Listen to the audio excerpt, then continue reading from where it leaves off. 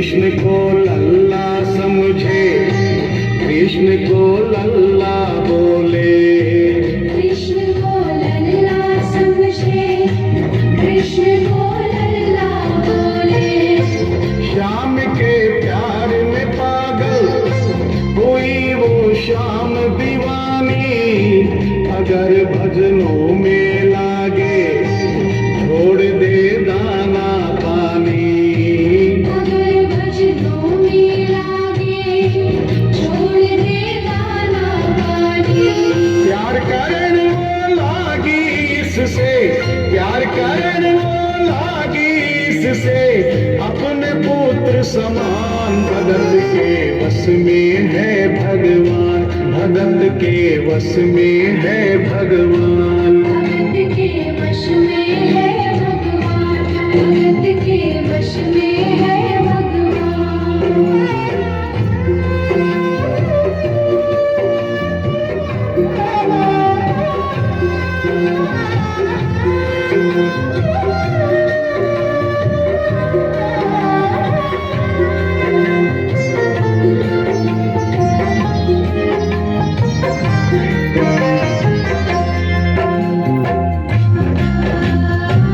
दिल्ली की रहने वाली थी, दिल्ली में ही शादी हुई, ससुराल आ गई, किंतु वृंदावन जाना नहीं छोड़ा। बच्चे हो गए, बच्चे बड़े होने के बाद बच्चों की भी शादी हो, परंतु वृंदावन जाना नहीं छोड़ा। लेकिन जब बुढ़ापा आ गया, चलने फिरने में असमर्थ हो गई, तो आखिरी बार वृंदावन गई और वहां से अपने लला की मूर्ति ले आई। वो अपने कृष्ण लला को कलेजे लगा कर रखे, हमेशा सजा कर रखे, कलाड लगा कर रखे। हमेशा सजा कर रखे, लाड लगा कर रखे। वो दिन में भाग के देखे, रात में जाग के देखे, कभी अपने कमरे से शाम को झांक के देखे। कभी अपने कमरे से शाम को झांक के देखे। अपनी जान से ज्यादा रखती, अपनी जान से ज्यादा रखती, अपने लला का ध्यान। भगत के वश में है भगवान, भगत के वश में है भगवान। भगत के वश में है भगवान, भगत के वश में है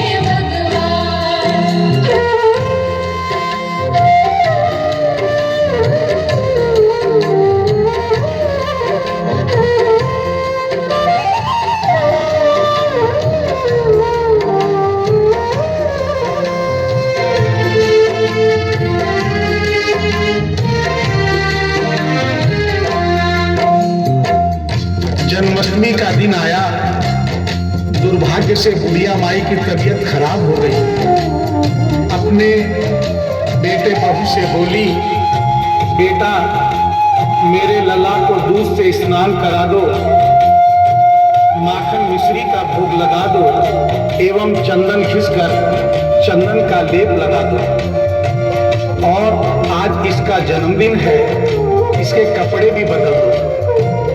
एक साथ इतना सारा काम बेटे बहू को झंझट से लगने लगे, किंतु माँ की तबीयत खराब देख के बेमन से काम में लग गए।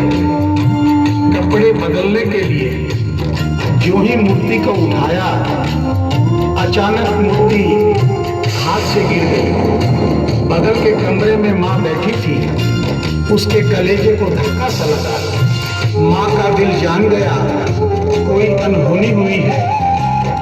पूछने पर बेटे बहू ने बताया, माँ कोई खास बात नहीं है, कपड़े बदलते समय मूर्ति हाथ से छूट गई थी, उठाकर वापस रख दी है, चिंता नहीं करना। इतना सुनकर माँ का कलेजा फट गया, सन्न रह गई। बोली,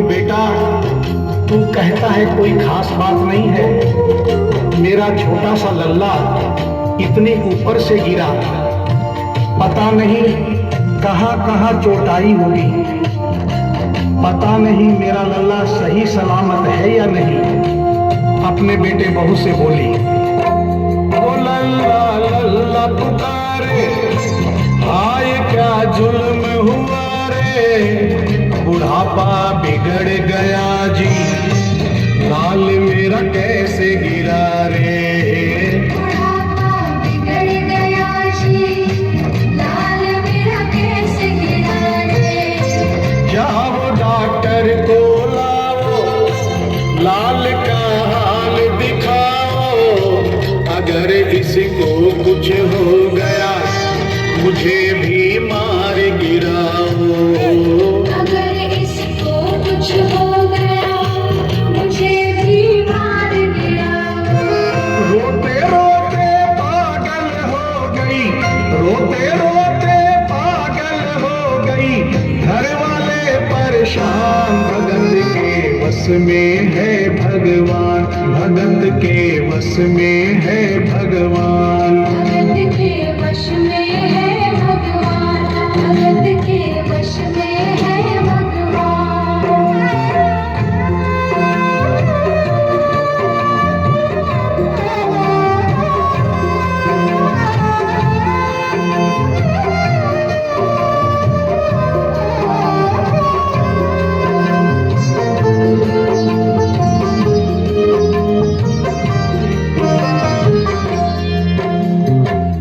माँ डॉक्टर बुलाने के लिए जिद करने लगी। बेटे बहू ने लाख समझाया पर माँ नहीं मानी। बेटा जोर से बोला, माँ तू पागल हो गई है, एक मूर्ति के लिए डॉक्टर बुला रही है। पड़ोसी देखेंगे डॉक्टर को और ये सारा किस्सा सुनेंगे तो हंसेंगे और कहेंगे माँ तो पागल है ही, बेटे बहू भी पागल है। माँ के कहने में आकर मूर्ति के लिए डॉक्टर बुलाया है। बुढ़िया माई का रोना धोना सुनकर पड़ोसी इकट्ठे हो गए। घर में बहसबाजी हो रही थी। जब पड़ोसियों ने पूछा तो बेटे ने बताया, क्या बताऊं भाई साहब, मेरी माँ जरा सी पागल हो गई है। वृंदावन गई थी, वहां से एक लड्डू गोपाल की मूर्ति ले आई। कहती है ये मेरा सबसे छोटा लल्ला है। आज सुबह जब मैंने कपड़े बदलने के लिए मूर्ति को उठाया तो अचानक मूर्ति छूट गई। अब माँ कहती है डॉक्टर को लेके आ। आप ही बताइए भाई साहब, समाज में हंसी होगी और इस मूर्ति के लिए डॉक्टर को लेने गया तो डॉक्टर भी हंसेगा। पड़ोसियों में एक बूढ़ा पड़ोसी बड़ा समझदार था। उसने बेटे को समझाया, देख बेटा, बुढ़ापे में और बचपन में कोई फर्क नहीं होता। तुम्हारी माँ के दिमाग में अगर वहम हो गया है तो वहम निकालना बहुत जरूरी है। दिन भर के झगड़े से अच्छा है तो इसकी बात मान ले। यही बगल में डॉक्टर रहता है, तू सारी बात डॉक्टर को समझा और फीस वहीं पर दे दे।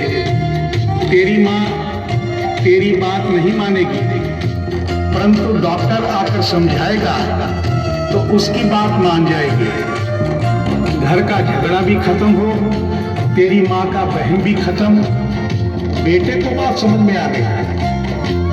डॉक्टर के पास गया, फीस पहले ही दे दी और वो सारी बात डॉक्टर को बताई जो पड़ोसियों को बताई थी। डॉक्टर को बात समझ में आ गई, फीस पहले ही मिल गई थी। डॉक्टर तुरंत तैयार हो गया। डॉक्टर घर पर आया और उस मूर्ति को दूर से ही देखकर बोला, छुआ भी नहीं। बना पीतल से मैया ये तेरा शाम सलोना, बड़ा बेजान है ये जैसे मिट्टी का खिलौना। बड़ा बेजान है ये जैसे मिट्टी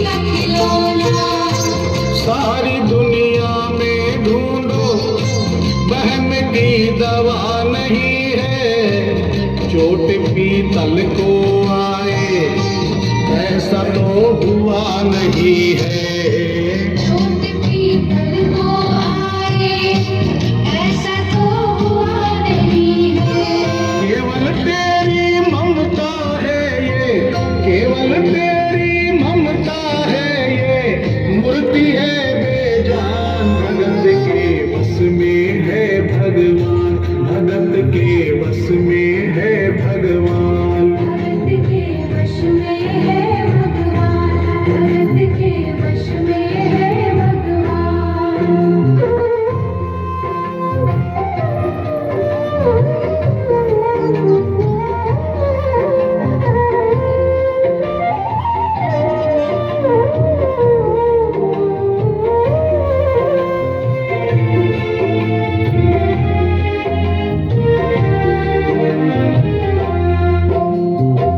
डॉक्टर की बात सुनकर बुढ़िया माई ने कहा, डॉक्टर क्या उम्र हो गई तेरी?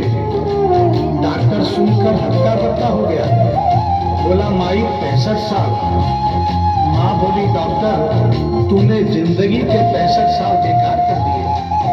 तूने इतना भी नहीं सीखा कि मरीज को देखे बिना रोग पकड़ने नहीं आता। तूने मेरे लल्ला को दूर से ही देखकर कह दिया कि ये पीतल की मूर्ति है, कम से कम चेकिंग तो करता।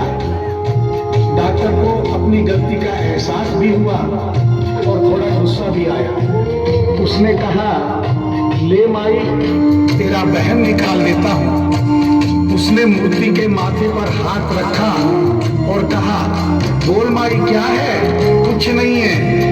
उसने मूर्ति के सीने पर हाथ रखा, कहा बोल माई क्या है? कुछ नहीं है। उसने मूर्ति की नब्ज पकड़ी और बोला, बोल माई क्या है? कुछ नहीं है।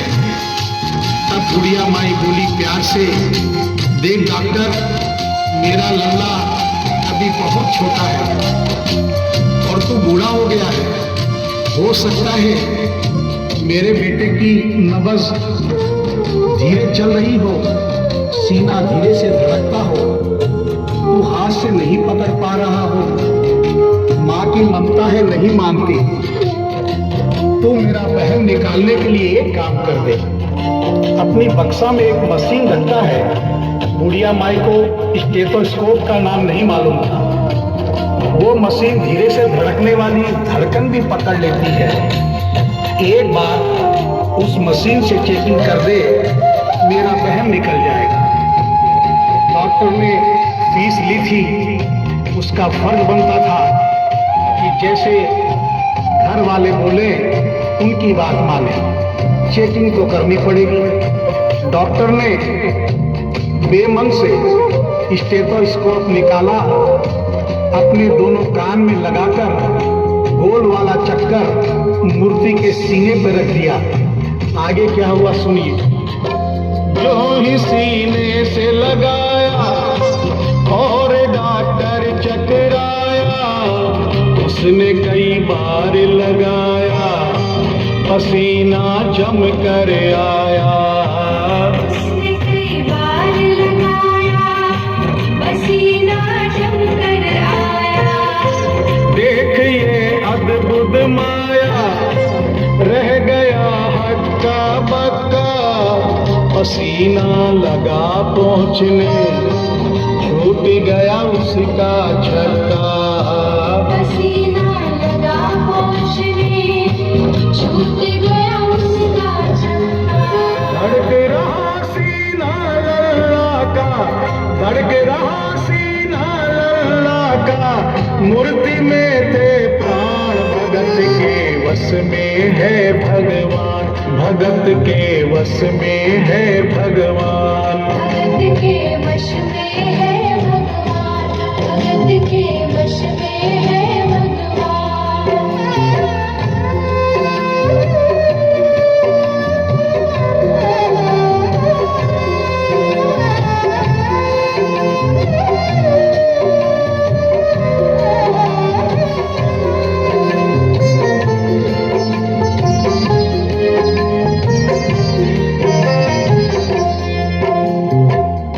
मूर्ति का सीना धड़क रहा था।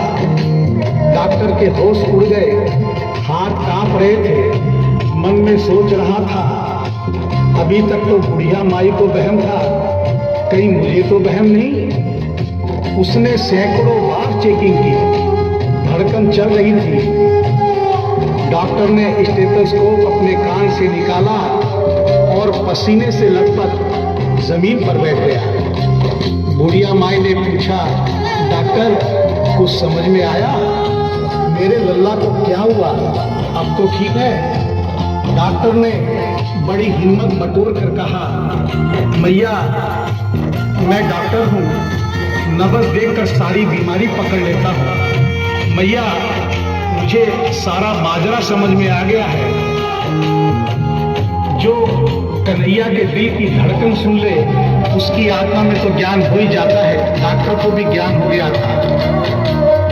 माँ तू ये मत सोचना कि मूर्ति तेरे बेटे बहू के हाथ से गिर गई।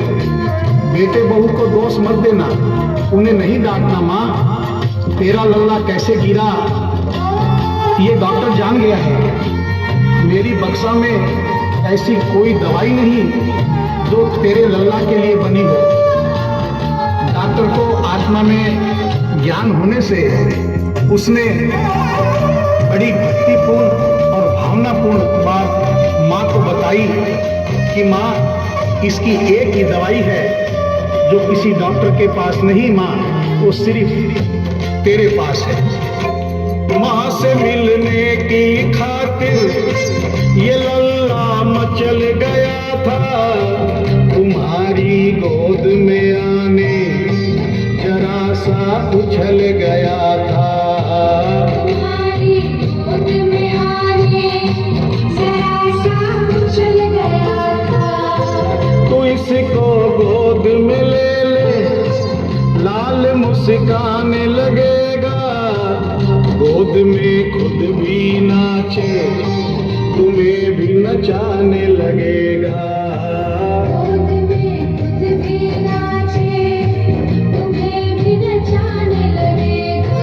कस के पकड़ियो लल्ला तेरा, कस के पकड़ियो लल्ला तेरा, थोड़ा सा शैतान भगत के वश में है भगवान, भगत के वश में है भगवान। भगत के वश में है भगवान, भगत के वश में है भगवान।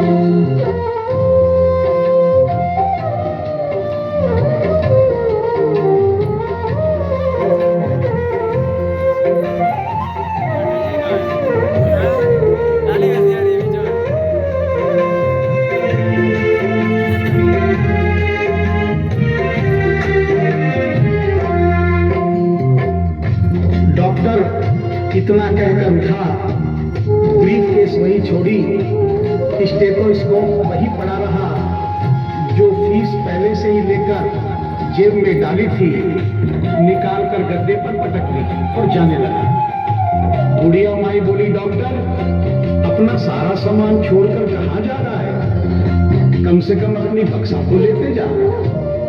डॉक्टर पलट कर बोला, माई अब इस सामान की मुझको जरूरत नहीं पड़ेगी, अब ये मेरे लिए बेकार है।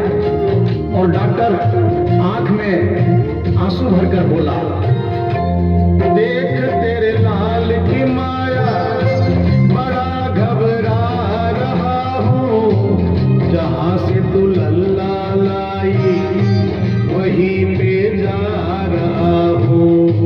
जहाँ से तू लल्ला लाई वहीं पे जा रहा हूँ। बुला कर तुमने मुझको बड़ा एहसान किया है, आज से